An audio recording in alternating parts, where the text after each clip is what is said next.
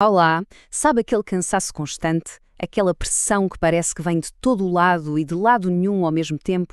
Pois bem, hoje vamos dar um nome a esse sentimento e mergulhar a fundo no que é a anatomia do mal-estar moderno. A pergunta que nos vai guiar é esta: por que é que parece que anda toda a gente sobrecarregada, exausta, sempre ansiosa? A resposta, já se vai ver, é bem mais complexa do que parece. E o ponto de partida é este. Não se trata de uma falha individual, mas de algo que está no ar que respiramos.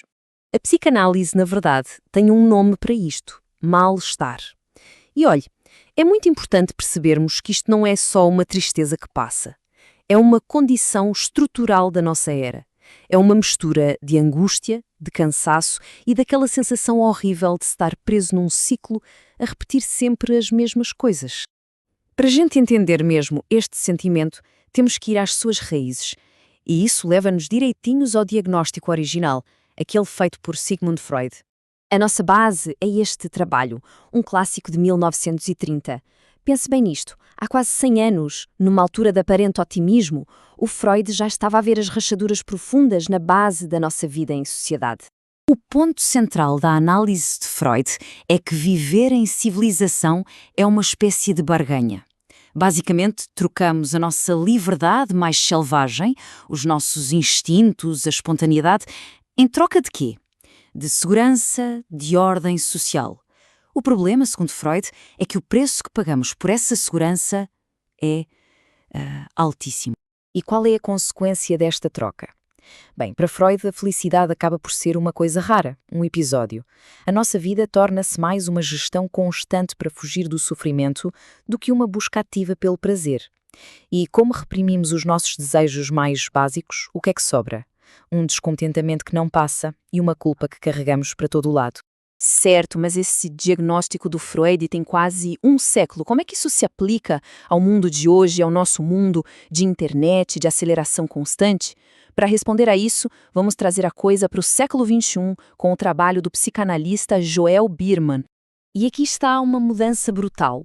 O sujeito moderno, digamos, do século passado, organizava-se pela razão, acreditava no progresso, planeava a longo prazo. Hoje, a experiência é outra. Vivemos como um sujeito contemporâneo que é guiado pelo corpo, pela intensidade. O que importa não é o plano para daqui a 10 anos, mas sim a experiência do agora, a adrenalina, a gratificação que tem de ser imediata. O Biermann diz que vivemos numa espécie de ação cortada. O que é que isto quer dizer?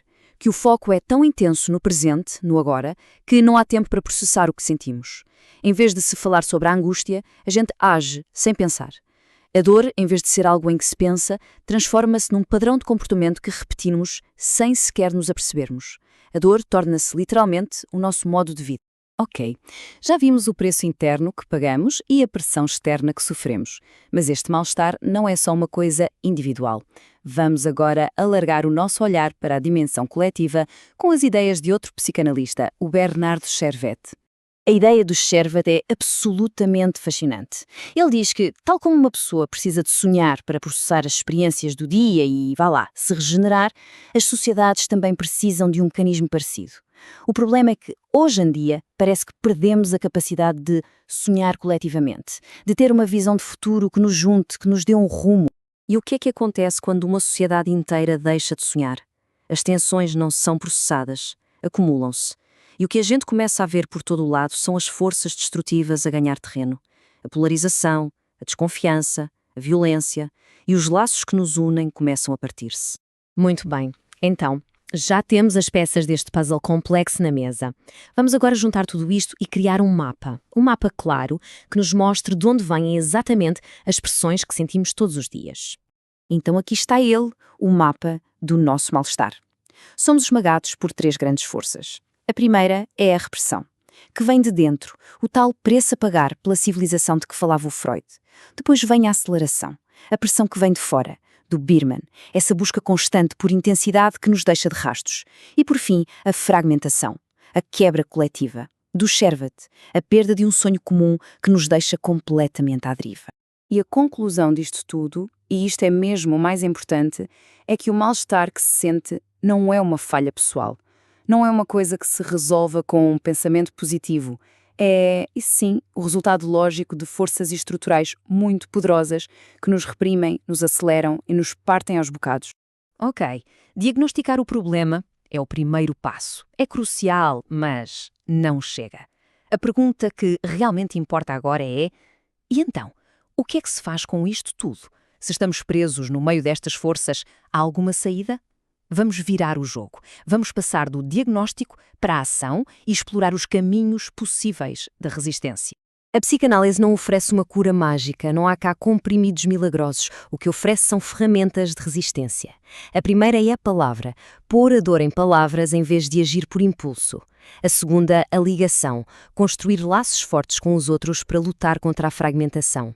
A terceira, a inscrição, transformar o que vivemos em histórias, dar-lhe um sentido. E, finalmente, o sonho, proteger aquele espaço interior onde podemos imaginar e nos regenerar. E isto quer dizer o quê? Que num mundo que está obcecado com a velocidade, com a superficialidade, o ato de abrandar, de olhar para dentro, de cuidar do nosso mundo interior, bem, isso deixa de ser apenas um ato de autoajuda. Torna-se numa forma de resistência. Torna-se, na verdade, um ato político. O que nos leva à conclusão: se um certo nível de mal-estar é o preço inevitável de viver em civilização, então se calhar a pergunta que andamos a fazer está tudo errada. Talvez a questão não seja como é que a gente escapa disto, mas sim como é que nos transformamos, como é que usamos este mal-estar não como um sinal de que falhamos, mas como ponto de partida para criar novas formas de viver, de nos ligarmos uns aos outros e de encontrar sentido. A resposta, claro, não vai aparecer no ecrã. Está no trabalho que cada um de nós, e todos juntos, nos dispusermos a fazer.